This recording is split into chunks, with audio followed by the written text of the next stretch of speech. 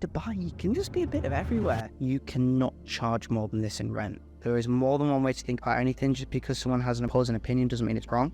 Never one way to swing a golf club. It's very, very, very up to interpretation, and it is not linear. So yes, whether it be going to a free party and you're all clinging onto a rig and you have a really weird night, so I'm never going to do that again. All right, fine.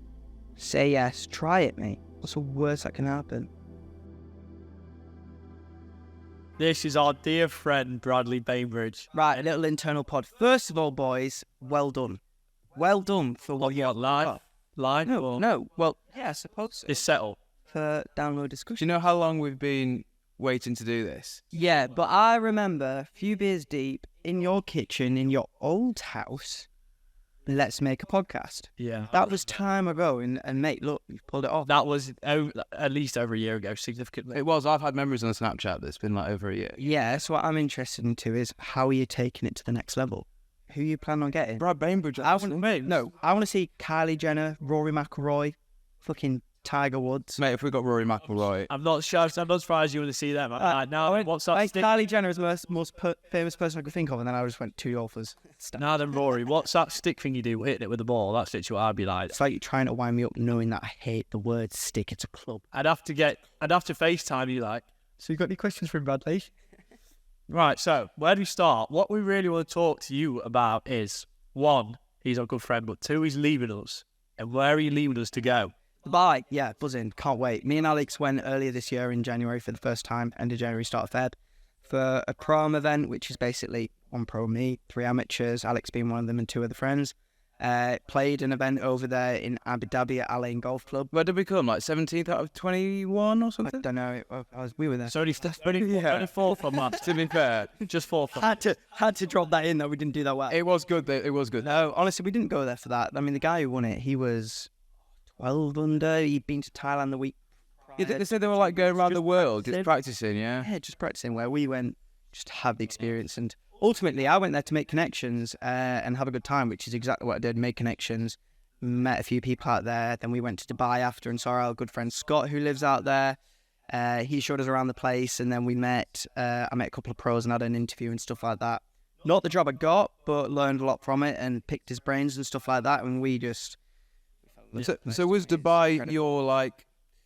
Before we went to Dubai, was it in your mind that you wanted to go? Yeah, for sure. I mean, I'd always said Spain since I was a little kid. I mean, I've played golf since I was 3. Been playing 20 years now, 24 in August, fly the day after my 24th birthday. I've always said it's going to be abroad because the UK just does not lend itself to golf at all. But, mate, I always said Spain. We went to Dubai. We were blown away. The golf, the service, the quality, the cook was just unbelievable. And I like to think I'd give some of the best service possible. Yeah, so a bit more background if you haven't got it from now. Obviously, Brad is a golfer. Brad is you are a professional golfer, really, aren't you? PGA professional. Yeah, and Professional Golfers Association. What's to a degree? This, that, and the other. We'll put some of his videos up here. He's so good at teaching, and I think that's one of the things that a lot of golfers lack. They haven't got the social skills. They haven't got the connection between people, which is why I think he's going to be he's not going to struggle when he gets to Dubai, because you're able to actually teach people. I am useless. I move like I've got stilts in my sleeves. And this guy helped me get around the course. Slowly, steadily, but he can teach. And that's what you have to do, isn't it? Mate, do you know what? It's all communication. I wouldn't need you two here for the pod. I could talk to your son, honestly. Yeah. I could chat to anyone. I really do. But it's, you could be the most intelligent man in the world, but if you can't describe what you're saying to someone else, then you've lost before you start. It's all stuck in your head. You need to be able to give it to the other. Do you know what? I'm not the most academic person in the world when it comes to your typical GCSEs and stuff like that. Don't be wrong, I did decent. Parts I didn't. But golf, I consider myself to be extremely good at what I do, without trying to sound big-headed, but I have got a way of breaking it down to people that makes it relatable and understanding, because golf can definitely be overwhelming and confusing from even the smallest points. You're trying to go into the market and decide what clubs you want, or even how to pick up the thing and swing it. It's not like a tennis racket or a football. It's completely different. Not to say that there's no skill required in either of them two sports, that it really is required, but it's just more confusing and isn't as simple as you may think. you're on your own as well. That's the main thing. Like getting into professional football, obviously not to say that's easy, but you're in the pick of how many people on the team is it, like 18 or 25, or if you've got 11 on the pitch or you sub reserves, it's entirely down to your own ability, isn't it? You're 100% reliant on yourself. That's what I love about the game. There is nowhere to hide on the golf course. There is honestly nowhere to hide. Me and Alex played today. I actually took a day off for once in a blue moon and we played some golf. And we joined on with another lad who's a professional and a lad who's in his second year of scholarship in America. Seriously good golfer, puts all his time and effort into it, plays every single day. And I think one thing you've got to learn from it is no matter who you are and what it is, the standard it is you're playing at is you've got to sort of rely on the grass gods to see what it's going to chuck at you. You cannot predict what's going to happen. You can't force your way around. There's nowhere to hide. Sometimes you get good breaks, sometimes you get bad breaks. But Brad Bainbridge. One thing I heard was golf is like you against nature in a sense, isn't it? Really, when you're out on the golf course. There's so many variables out there. It's not like any other sport. You know, you think of a football pitch, relatively the same size rectangle each time. Tennis, vice versa. Badminton, whatever. Basketball, same. Golf is different layouts, different landscapes, different types of grass, different humidities, different. Even the altitude makes a difference. You go to Switzerland and play, the ball's going to go about 2 clubs further. Purely because of the altitude, the ball's just going to go further. And if the air's hotter or colder or all of these variables. Yeah. You can play a round in the morning in the PGA Tour event in the best condition course in the world. In the morning, your ball might not go quite as far to the afternoon. It is crazy. So that's why I love it, man. I played since I was 3. There's always something to work on. There's always something to do with clients. And at the end of the day, mate, keeps me. Obviously, you love it, though, but there's parts of it that are a bit of a chew. And one of them we've spoken about, you've mentioned a few times, which is the PGA. Yeah. What's your thoughts? And how do you become a PGA pro? Like, if somebody wanted to become a PGA pro, I know it's not a walk in the park, but what are they going to have to go? It's not. So first of all, start now and remodel the system as well. Do you know what, lads? Good questions, and you put me on the spot here. First of all, the PGA, you have to get down to a handicap of 4. It might have changed now. It might 4. It might be higher. Yeah, handicap of 4. And for us that don't really understand. Okay, so simplest terms for a handicap. Let's say it's a par 70. Now, what that means is you can get par 5s, par 4s, and par 3s typically in the UK and America and Korea, and I believe a couple of other places you can get some weird pars, but it's not too common. So par is basically how many shots you have to get it in the hole. Now, for example, let's say there's 4 par 3s, 5 par 5s, and X amount of par 4s. I don't know what the maths is on that, but let's say all of them pars together equals 70. So you've got to go around in 70 to be on par. If you're 74, you're 4 over, so you'd have a handicap of 4, and they work it out on an average of how many games you've played and stuff like that. And your handicap then works itself out in a fair accordance to how well it is you're playing. So once you get down to 4, then you can turn pro and lose your handicap, or you can choose to keep it. I said, bugger that, I'm losing it. I've spent all this time trying to get it down. I don't want one anymore. I don't want the pressure of having a handicap, nor do I typically play enough these days because my coaching diary is so busy. So I just got rid of it. But essentially what it means is when you've done your playing assessments, if you're not below 3, they put you through some tests. It's awful. You've got to do 36 holes in one day. Now, any other day of the week, you'd find it a doddle. All they ask is you play to 16 over between the 2 rounds. That should be easy. And most of the lads on the course on the day, I met a lot of lads doing it. I had to redo it 4 times. Could do it every day of the week blindfolded. But you've got that dangle of the carrot, mate. You pass these, you get onto the PGA. That's your golden ticket. The world is your oyster. It's like a stamp in the passport, bro. You get that, you're in. 4 times I failed it, and I could do it any other day of the week. So it's pressure as well. Is that mental then? Yeah. Oh, completely. Okay. Completely. I actually saw a mental coach when I was 16, to be honest. I was too young to appreciate it. Didn't really get the most out of it for what I could. I really don't think I utilised it, and I actually just shrugged shoulders and said, no, I don't like it. He's like, what do you think about when you hit a ball? What do you mean? I just Be quiet. was too young to appreciate it, mate. Now, probably different. Well, will be a different story. 100%. But I think it's Jack Nicklaus that said the game is 90% mental, 10% swing. It really is in your head. Don't get me wrong, the technique's got to be there, but you got to think your way around the course and play it around. So you get onto the PGA, you've got to do a 3-year course as the foundation degree. That's what most people tend to do unless you're a real academic and for some reason want to do the bachelor's honours. Don't really understand what you get out of that, to be honest. So I did the foundation. It covers sports science, all golf specific this. Sports science, club fitting, coaching, and business. It's very good in the sense that it covers all grounds. Do I think it's in date? No. And I learned a lot more from Greg, who I'll tell you about shortly, than what I did in the field of expertise. For example, I'm a coach, really quite successful, 23 years old, and I'm doing really, really well. I'm head of a coaching academy. I am a sole trader coach at my golf club in Stanton, do a lot of online coaching. Now I'm moving to Dubai. And in my PGA exams, I kept failing it. And essentially, they have a very sort of linear outlook on it. And the golf swing isn't particularly linear, and I don't agree with it at all. They taught me a lot. I'm not going to deny that, and I'm not going to say I wouldn't do it again, because I would. But I'd update it and modernize it with, Sportsbox AI, where we can do 3D analysis and force pressure plates. And there's so many different things you can utilize these days for coaching. Honestly, I think they need to just hire some new staff. It would be a really simple fix. Hire some new staff. I mean, there's a guy in the program now called Lewis Clark. He's amazing. He's an amazing guy. Alice, he's an amazing guy. Really knows his stuff. Very, very good at what he does. But he's enrolled to the PGA. I've been speaking to him, and he said, he wanted to change it, but actually he's not got the room in his diary to change it as much as he'd like. And I just think they need to hire some people specifically to keep it up to date and current, because coaching's changing constantly. Theories as well. It's very different to the way it used to be played. It used to be, well, I will bore you, because that would get boring. But it is very different to the way it used to be played, for sure. But I think golf needs to be more accessible. It's not accessible enough to people in general. It's such an expensive sport to get into. It really is. It's quite niche as well. Look, like you wouldn't.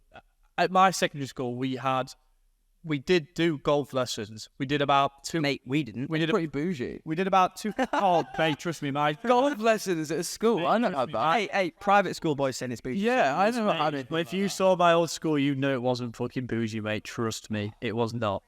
I mean, I couldn't even divulge into some of the stories on here like it's that bad. But I think it was only 2 or 3 weeks in a row. We all went to the driving range at Thorpe, and everyone just sort of stood there, just whacking balls as hard as they could. Do you know that? No good. teaching though. Good. You get people whacking it. Try and hit it as far as you can. That's where the enjoyment comes. Hit the lollipop at the back of Thorpe on the old driving range. That's what you got to do. Well, I think obviously with golf, and I think I attributed a lot of it to the dress sense, or what was the older dress sense of it. But I feel like, do you know what I mean? It's just a bit. It's hard to get into. Seems a bit snobby. You used to have to. Yeah, you used to be. And there's still places that is. You used to have to wear tailored shorts that went over your knees, and you had to wear white socks specifically that went up to here minimum. So what? You'd have like 2 inches, 3 inches in between. Well, so your socks are going like halfway up your leg, basically. Yeah, you ain't got shin pads on. Just asking you to wear long socks. Couldn't get a towel. You'd be fuming. Mate, I've been working on this little golfer's summer's tan, to be fair. Be ready for Dubai then. Yeah, exactly. Yeah, so really excited about that. And went over there. The whole place is just manicured to perfection. I mean, it is a golfer's paradise out there. It really is. And Bermuda grass is probably one of my favourites to play on. That would probably get quite boring if I talked about the types of grass, so I'm going to stay clear. But where I was specifically working isn't going to have any grass, and it's going to be quite different. So I'm looking forward to it. It's not got grass.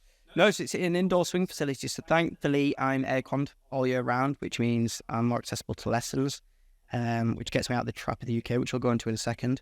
But to cut a long story short, we're going to be indoors with TrackMan. TrackMan was originally designed by the Danish to measure how bullets were going out of guns. They realised golf balls are a similar thing, going at high velocity at certain speeds that not many things could pick up, went from there. And it will tell you every number you could ever want, more than you probably need. But what it lets me do is get a golfer in and really evaluate them to the full potential. We've got force pressure plates. It's something you stand on. So throughout the swing, I can measure your kinetic energy, which is just a measure of efficiency of power. So how you're getting from the top to the bottom, and whether you're doing it in the right order, and how your weight shifting. We're then going to use 3D analysis to see how your body's turning and moving. And to take that one step further, I've done my TPI training. So I'm going to be able to give you a health screening. So you, for example, could come into me and struggle with a bit of shoulder rotation. I'd be able to do some short tests with you to say, okay, let's sort of measure it and see if it is a weakness, or whether it's just something that you're not displaying well in the golf swing. If it is, then I'll do some gym work with you to make it better. So I'm going to be a fully qualified PT by the end of it as well, which is going to be another struggle. Brad Bainbridge, a PT. Heard it all. Honestly. Who would have A thought? year from now, I hope I eat my words there. But the only thing eating is you. Sorry. Yeah, it's this. So there'll be probably less of that. Yeah. Not that there is too much, but And obviously, you're having to do the courses for all this. Like, is it a level 2? It's Dubai just completely different. Well, no, it's where you work, isn't it's it? courses I'm doing by the UK. Oh, It's all online. It's what your average Joe blog in the gym doing PT. So obviously, your end goal then is to obviously go to Dubai and use these facilities and be a coach over there. But rewind 7 or 8 years, or maybe even longer. Correct me if I'm wrong. But you were working in a pro shop, and if you don't know what a pro shop is, that's basically how would you describe it, Brad? Just a shop at a golf course. Yeah, I sell Miles bars and golf trolleys. So how did you go from doing that to being a coach? And stuff. So I mean, I've always wanted to coach. Do you know what? I love the game. I love playing. I really, really do. I am not a competitive player though. Do you know? I would love me and you. I'd get some serious chirps going. I'd love. There's a to good bit start of playing banter. for 20 quid, whatever. Great, that I'm in. But am I actually bothered about playing for real competitions and stuff? Honestly, no. Don't work on my own game enough. I'm always working on other people. I love the game, but the competitive edge to me, you know, you've got to put that in for your rent. Just it doesn't appeal to me. It really doesn't. Don't get me wrong. If I really worked at it, yeah, I think I could be good enough to give it a real good run for its money. But you can't do both. You can't coach and you can't play. And ultimately, you're traveling the world playing, which at first sounds incredible. Don't get me wrong, I'm a big traveller, love food, love culture, love different places, X, Y, Z. But actually, I think it'd get very lonely. You couldn't have a family life. You couldn't please your missus. You know, you're having kids. You'd miss parts of the growing up. And I think if you watch the full Swing documentary on Netflix, it shows a lot into that, particularly Tony Finau. He's got big family guy. They sometimes have to travel around just to watch him. And, you know, I think it's difficult It's a lot of to be a pressure. family man. I'm a big family guy, man. I really am. I know I'm moving, but I'm a big family guy, and I really have got a lot of love to give. So, see top Tiger Woods down Top Golf. I've been working on people's swings. I can just Exactly what getting on his you game. can't have your cake and eat it. no. So If that's even relevant. I love watching different people swing. I'm an absolute freak. I think about it all the time. Helping people as well. Yeah, Imagine that's 100%. a lot more rewarding. You'd have I think what the thing is, if you started winning these pro tournaments, you'd have a massive buzz, and then it's a decline because it's all you. But then I think when you've constantly got so many help and so many people, you've always got them coming back like, I've just gone 500, this, that, and the other. You're constantly just getting these buzzing from helping other people. It's a different kind of satisfaction. My days are honestly filled with positivity, and I love it. I'm such a positive person. Like, that pint is not nearly empty; it is quarter full. You know what I'm saying? Like, I really am a positive person, and the amount of people I get going, "Right, it's working really well on this, that, and the other," or even the bad ones are good sometimes because it's all right. Let's sort it. And you go out and sort it, and then I'm stood behind them going, "Yes, way too enthusiastic," because they're doing what I'm asking. It's great. I get a really good kick out of it. It's very rare.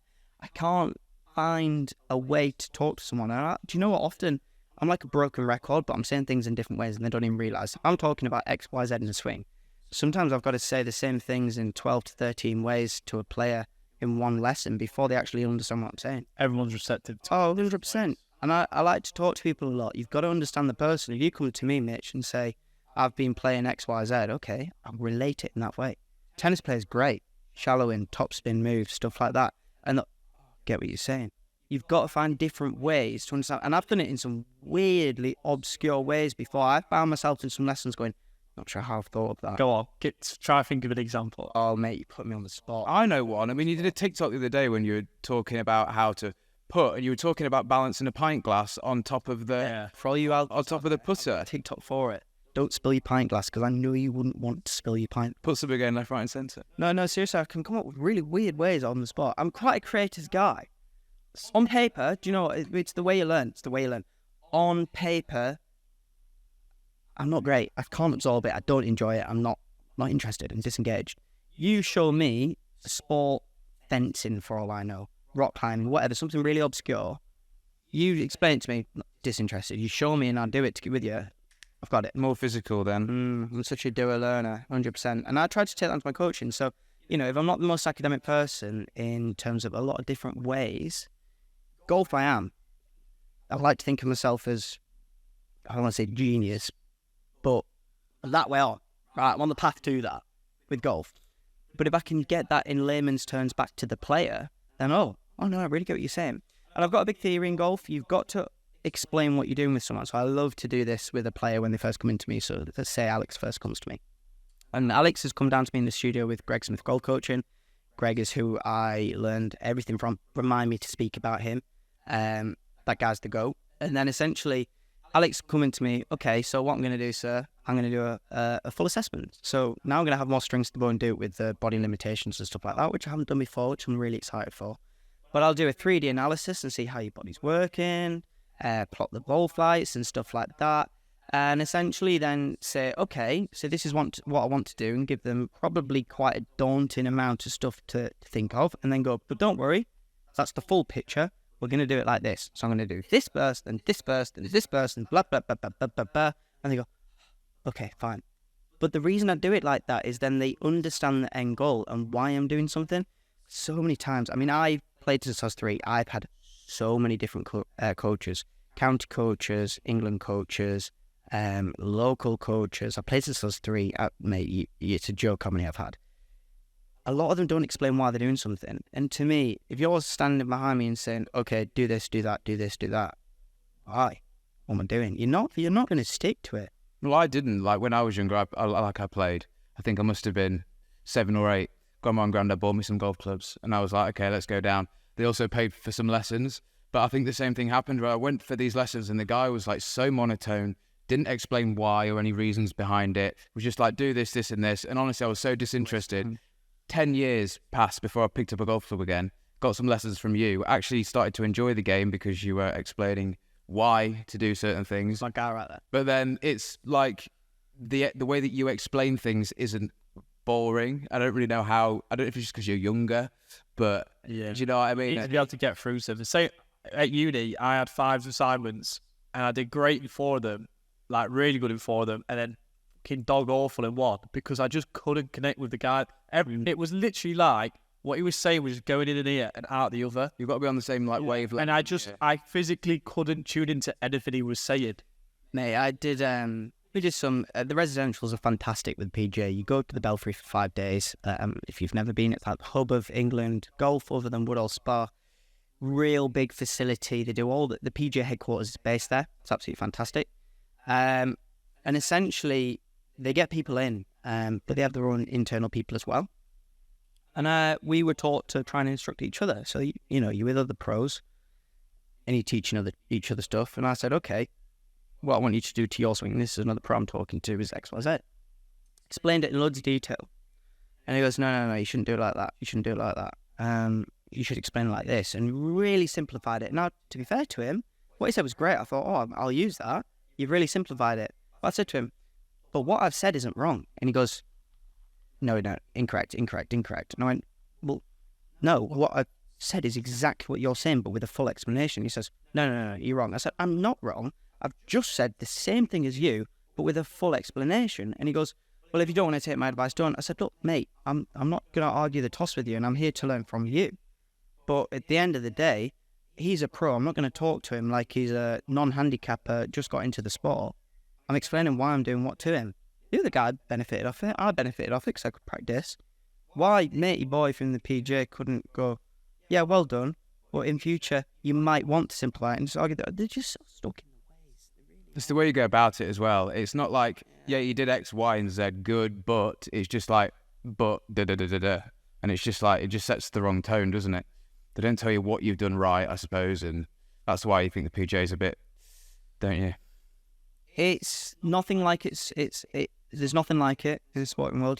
I honestly don't think you can name another sport where there is, whether it be American football, basketball, whatever you think of, there's nothing like it in the world which develops students to be in all areas, whether it be business management. The PGA doesn't mean you're a coach or a player. You can be a club fitter, you can be a shaft builder, you can be a specialist in X, Y, Z. It goes into so many different branches, and I truly believe that it's one of the best things any golfers can do. It is amazing, but it just needs updating. It really does. It is amazing, but it needs updating. And the reason why I'm sort of careful on how I speak about it is because I wouldn't want to speak against it. I firmly believe having PGA before my name gives me a big accreditation. I put a lot of work into my PGA, a lot of work. It's hard to pass. Could they make the assignments better directed, potentially? I'm not saying what the content is bad. It just wants refreshing. So, PGA and LIV, how do these... Interesting topic. So they've linked together. Full Swing, the Netflix people were filming when it all happened. Mate, they have been on the ball. Is that based on just golf in general, or specific? Is it following specific people, or... Right, so Greg Norman, I'm pretty sure it is. Greg Norman is a huge guy in golf. Huge. Really, really big goat at the game. Years ago, top guy up there with Tiger Woods type thing. He, for years, has wanted to make it the Young Golf League in the view of trying to modernize the game a little bit, and I really like what they've done. I was never against LIV when it came out. LIV is Saudi-run league, the same owners as Newcastle United, I think. Could be wrong, which if it is, I'm even more likely to support them because I am a Geordie. And essentially, how are the lads, man? How are the lads? And then essentially, they've brought a lot more fun into the game. So music while they're playing, chants can go wild and stuff like that. Where in the PGA, you've got to be hush. By the book. I'm kind of torn in between the two on that, because I know the game needs to modernise. It does, and COVID's done a lot for it because a lot of people were forced to get into the game because nothing else was open, and that's great. Need a balance. But you've got to find that intermediate somehow. For example, there's a guy who came to the golf club the other week.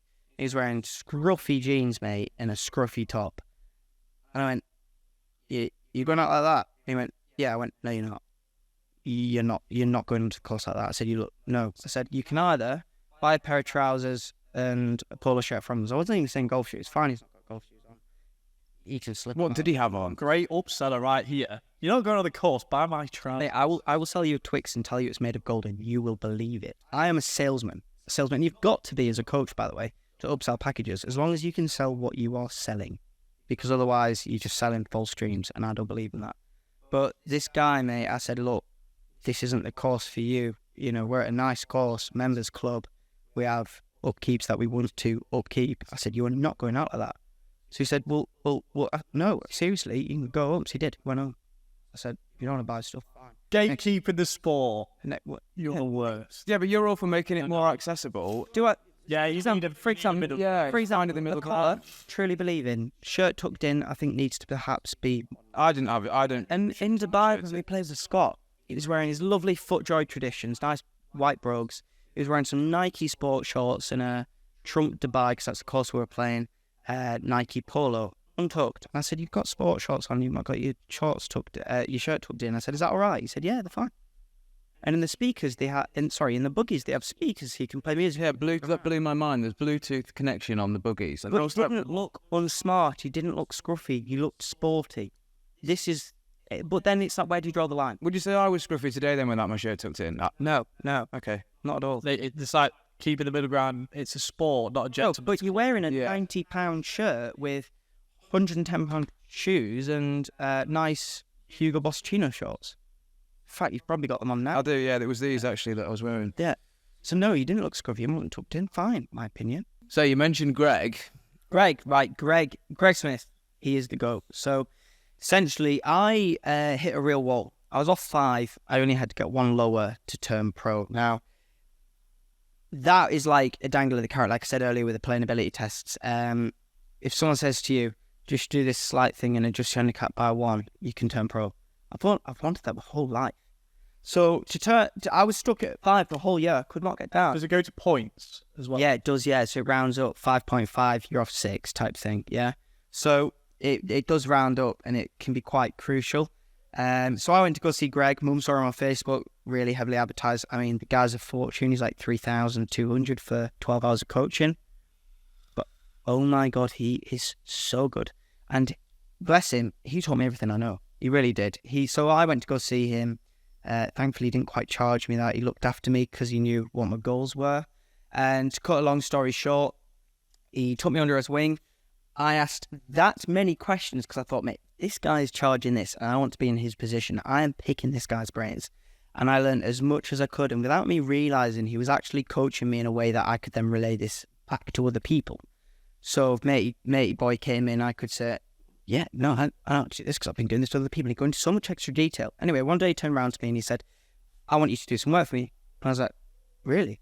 Really? He said, yeah, I want you to do some work for me. So I started doing some sales calls, which definitely pulls you out of your comfort zone. So essentially, it was hop onto a Zoom. You don't know who the other person is that's going to join the Zoom. Hello, sir. How are you doing? So tell me about your golf. What can we do for you? How can I do this? And I'd upsell them a package.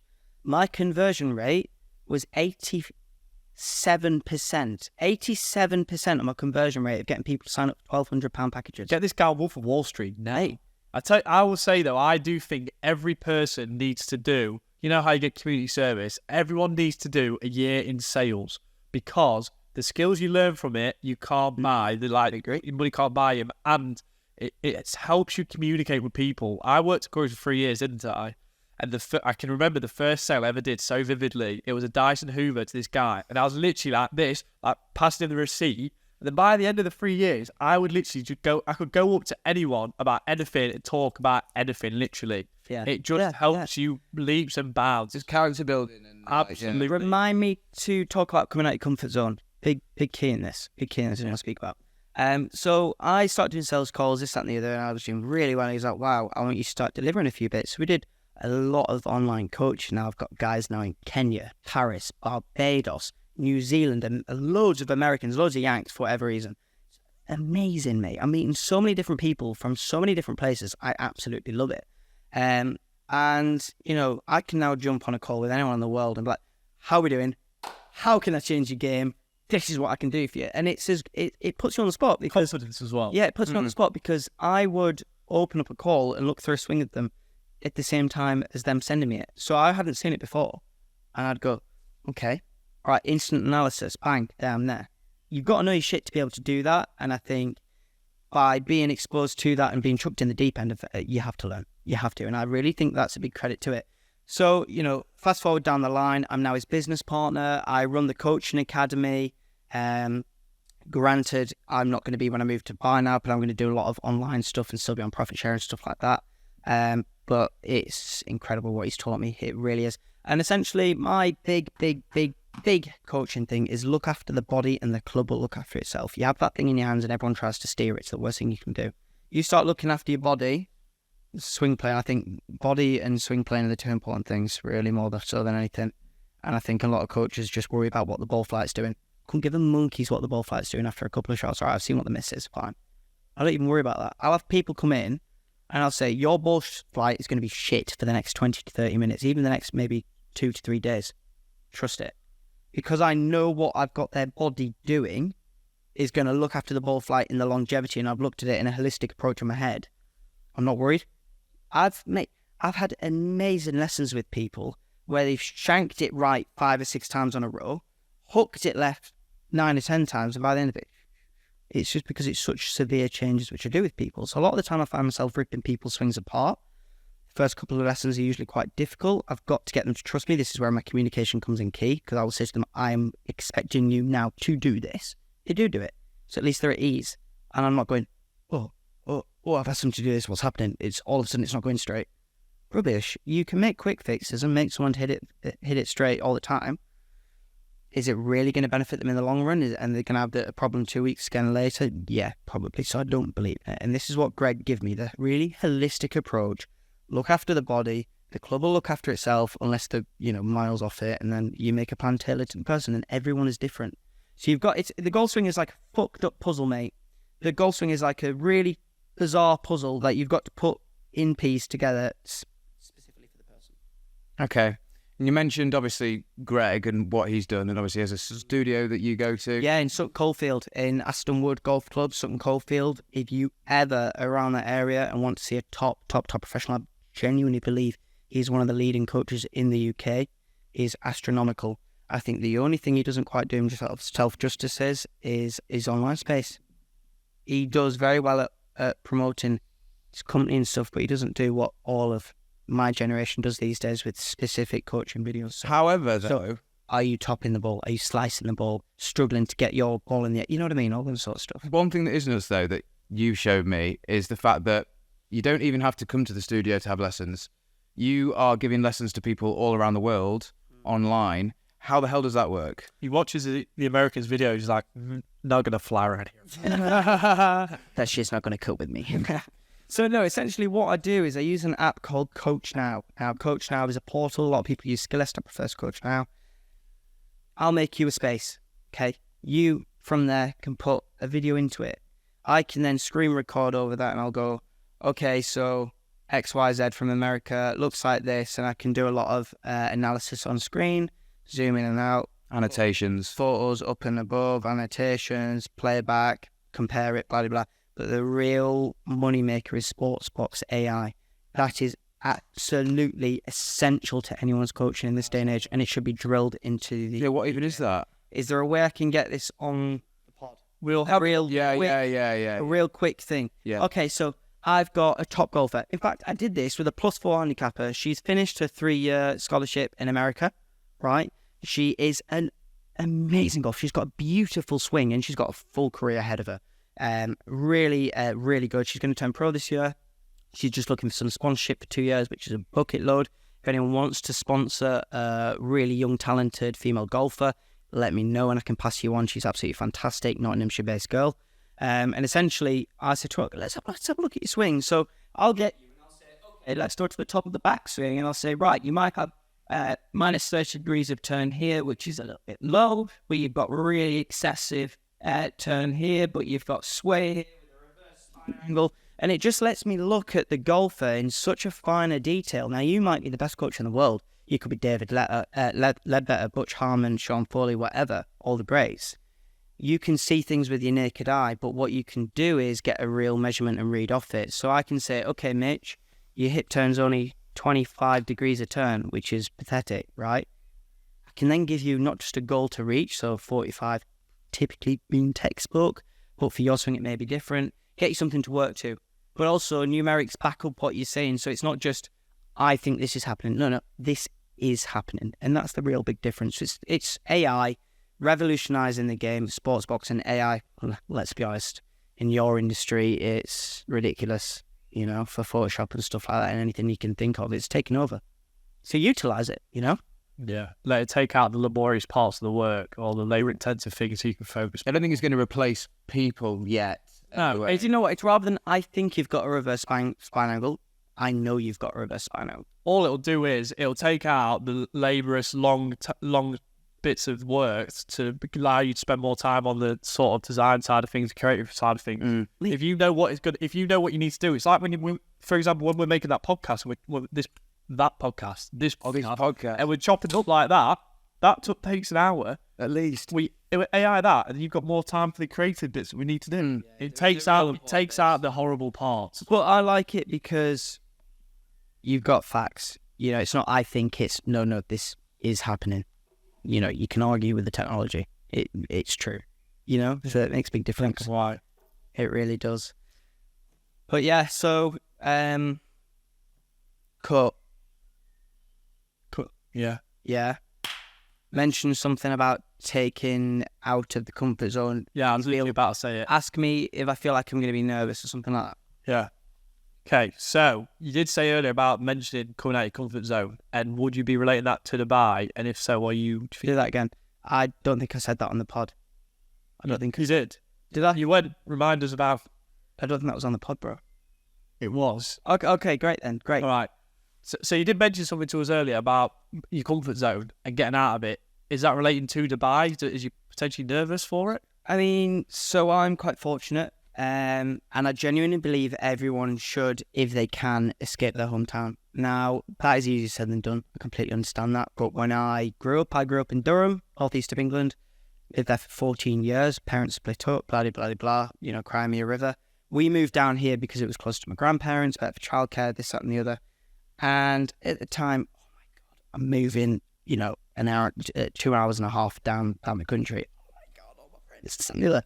Once you've done a move, you realise it's not that big of a deal, and you will meet fantastic people. For example, both of you guys, I mean, you probably are my two best friends, and a few others I can mention that I have ever met. You know, yourself, you introduced me to all my friends that I have now. I met you on a night out and we just clicked. That's my bro right there. Yourself. We met. We've been friends for, 6-7 years? Talking about it earlier, weren't we? Yeah, mate. Years we've been mates. And They fly apart. do you know what it does? It gives you a different outtake on life and it makes you not scared to do things. Now, I've always been a confident person. I'm very lucky on that. I don't get anxious and anything. And I could walk into a room and start doing some daft things. Not to the extent as your last podcast guest, correct me if I'm wrong with how you pronounce his name. Sorry, bro, but that's why I say it. I couldn't quite do what he does.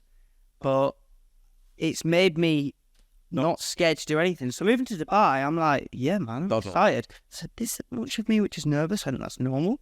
It's good. But I am so excited. I have no worries about jetting off 6 hours away on a plane, 7 hours, 8 hours on a bad day. Emily, my girlfriend, bless her, she is probably a lot more nervous than me. And I think I'm going to have to bear that in mind when we move away together and really take that on board and not just think, what are you stressing about? Because she's never moved. She's always been in her hometown. And I think I've got to take that into consideration. Remember that. That not everyone's as resilient as me. She's a very confident, outgoing person. But I think because I was blessed, actually, I will say, to move, it exposes you to a different world and makes you a lot less worried or vulnerable and stuff like that. I mean, I moved in year 10, met a load of mates, a load of people I don't speak to at all anymore, a lot of people I do. I saw a guy in the pub 2 weeks ago. Hi, George, how you doing? I've not seen him in 3 years. Love to see him, sit and have a chat with him. Great. And I just feel like I can speak to anyone or do anything, but I do think that's a big part of it. I really do. Yeah. So I think I still got to bear that in mind. But I think I suggest to anyone, if you can move, whether it be 20 minutes up the road, do something that is big in your life. Don't just stay in your hometown and do the same thing because, yeah, you might love where you be. You could be the best place in the world. I think it does a lot for a person if you move. I really do. I think a lot of people are thinking about moving to Dubai, though, at the moment, because it's definitely up and coming. So, I mean, they've got biggest plans to be the biggest place in the world. I mean, it's very funny what they've done. They've done the Palm, which is beautiful, billionaires row, blah, blah, blah, blah. They've done one to twice the size of it next to it on the left. If you look on the map, that's now being made. They basically stopped when COVID happened because of X, Y, Z. And if you actually look right of the two palms, they've now made some worlds. And they've got different countries on there. So I feel like Dubai, you can just be a bit of everywhere. Because it is the most international place in the world, by no underestimation. You could get the most foreign people you could think of for what would feel foreign to us. You get every single type of person, and they've actually made the world's islands, so you can get a little kayak or a little boat between. And they've got, is that the thing with ships on the UK one? Yeah, yes. fish and chips and the Paris. What's the Paris thing? Eiffel Tower. Yeah. They've got a little Eiffel Tower thing. Guess what they've done in England and the island? It is raining there every day of the year. That is what they have done in England. I shit. What, artificial rain? Yeah, it's raining. What, next to like a Big Ben or something? No, the whole island is raining 365 days. What's on it? What's on the island? Oh, I don't know. If you go to Spain, there's tapas places and stuff like that. If you go to Mexico, the English one is like that interesting. If you don't know. Mate, what is interesting? You've got there's fish and chips. Actually, a Ferris wheel. Fun fact: our national dish is by statistics. I saw this the other day. Could be lab Bible or something. So it might not be that official. It was like our national dish is a curry. I thought it was fish and chips. No, it's a curry. The first ever takeaway we had in this country was a curry. Sausage and mash. How is it a curry? Bro, think how many people... It's not even ours. It's a fucking... Exactly! It's not even our thing. God. Those are amazing. Not ours. Fucking pucker pies, mate. That's a very English one, isn't it? What? Pucker pies? Mate. It's a bit naff, isn't it? We have chavs, we have depression, we have fucking knives. No, in all honesty, if we want to get onto the subject, I don't think England's got a lot going for it. I really don't. Not the biggest. No, there's definitely a decline as well. You get shafted in any way possible. Taxed. Any way possible. Even so much so that they ask you to pay the next year's in X amount up front. All right, your tax bill is X amount. Okay, great. Yeah, we're going to. But we're also going to say for next year we want you to prepay that. Why? What? Fuck off. Your taxes for things that you are like like your road and all this sort, like the other, like, you pay Taxes that benefit everyone, fine. But taxes where they just shaft you, which is a lot. Your inheritance tax, I think you, when you die, you lose 40% of everything that you own over 350 grand.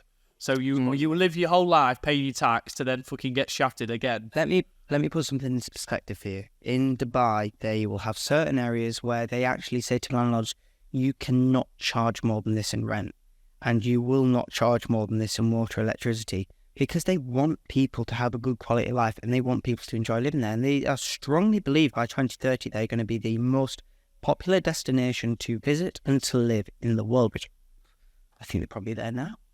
But if you're saying to people, we're going to give you a really fair standard of living, don't get me wrong, people go, oh, Dubai's so expensive. Yeah, it is, but it's relative to earnings. Granted, unfortunately, there is some dark side to it, and not everyone gets the same earnings. Being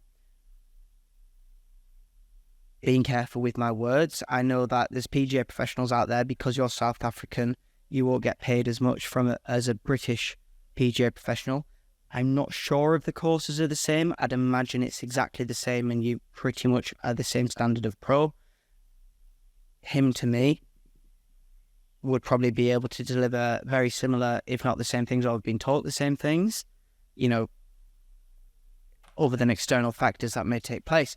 But essentially, it's not that expensive in compared to your tax-free money. It's not. Your rent might be a bit more, but then they cap you on your bills. Christ almighty, Alex, you'll have a better answer than me. You might pay X amount in rent, let's say a really easy number, just for argument's sake, £1,000 a month in rent. But your bills might be £600. Where I might pay £1,300 for a gorgeous apartment in Dubai, in a fantastic location and a beautiful place to be with everything I could ever want. But my bills are capped at $250 type thing. So it swings and roundabouts for sure. Yes, things might be a little bit more expensive, but it's definitely worth it. It's only expensive, like London is expensive though, really, at the end of the day. And would you want to live? I wouldn't want to live in London. Do you know what I would have? You know, no sea dream. My uncle lives in London, and the area he lives in, he says it's going to be a place to be in the future. Great, might well be. But right now, I'm not there, mate. It's not safe. It's not going. I feel like it's not going forwards either. Do you know what? Safety is something you can't put a cap on, and it's not something you can put a value on. It really isn't. Dubai people that's my table. Phones are there. Have you seen that video where the guy leaves the key in the Lambo and just goes shopping for like 3 hours, comes back? Oh, someone was telling me they'd been to Abu Dhabi and they left their car running outside while they went shopping in the mall. It's a fucking like 2.8 million car. You came in that? God, dusted. Yeah. That'd be dusted. That should be in pieces. Hey, fun fact. 94% of the UAE's wealth is in Abu Dhabi. So only 6% at the max is in Dubai. Yeah, you've got Ras Al Khaimah and all the other places as well. That is mind-boggling. But Abu Dhabi hasn't run out of oil, and that's why they're a little bit more traditional, where Dubai's had to westernise a lot more, whether it be alcohol, which is, by the way, accessible. There's a lot of, me and Alex found there was a lot of preconceptions about Dubai which aren't quite frankly true. Whether it be, how expensive it is. Yeah, the basic stuff, actually it can be really reasonable, but Dubai run out of oil, and that's why they have had to westernise, because they've had to rely on tourism. And the Burj Khalifa wasn't going to be called the Burj Khalifa, it was going to be called something else. I don't know. I sound narrow-minded, but I don't know. Burj Khalifa being someone, is a guy from Abu Dhabi, a prince or something, and he paid for the rest of the money, so he said, my name's going on top. The more you know. Power move. That's a power move. I wonder if Big Ben was actually someone called Ben who paid for the clock. Checkmate. Yeah, I wonder. Wonder if he was big as well. It must have been quite big, but he had a big bank account. Right. Ben. I've got one for you. So coming to the end now, obviously you're a golf coach at the end of the day. So any tips for any aspiring golf coaches up and coming who are maybe working in a pro shop and want to get into golf coaching? How would you go about doing that? Yeah, first of all, get yourself out there online. Get your camera, get a tripod, get a cheap mic, You suggested one for me, £32 off Amazon. It's fantastic. You clip it on, you talk. You can edit it. Don't worry, use CapCut, use Captions, the app. It's absolutely fantastic. It's AI generated. Start recording. You can always delete stuff and re-record it.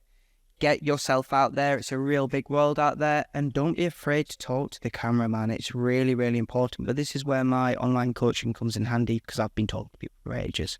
It just comes naturally to me. It's fine. I'll talk to anyone. So get in front of the camera, talk to people. And I think a lot of people go wrong with, the basics out there. Let's go. Putters, stop using your wrists, use your shoulders more. Wedges, stop using your wrists, make sure your sternum's turning with the wedge and use the bounce appropriately. Irons, stop trying to help the golf ball up in the air, hit down on it, ball first, turf second. Drivers, hit up on that golf ball. It's going to get you more on the inside, it's going to give you more power, more velocity, more launch.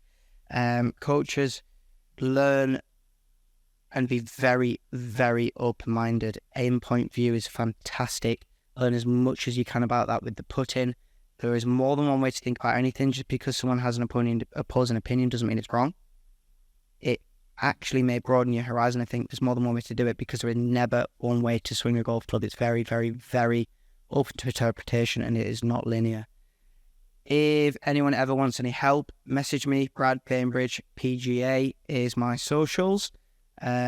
TikTok, Instagram, reach out to me, whether it be just a question on buying clubs, because I know it's a minefield, whether it be you want a swing review. I do online coaching, I do programs, I do schedules. Whether you want to see me out in Dubai, I'm more than happy to help. I am a man about golf. And one life lesson unrelated to golf.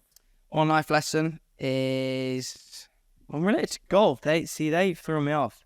It's got everything is golf. Shut down. Oh God, we need to do something that's not golf.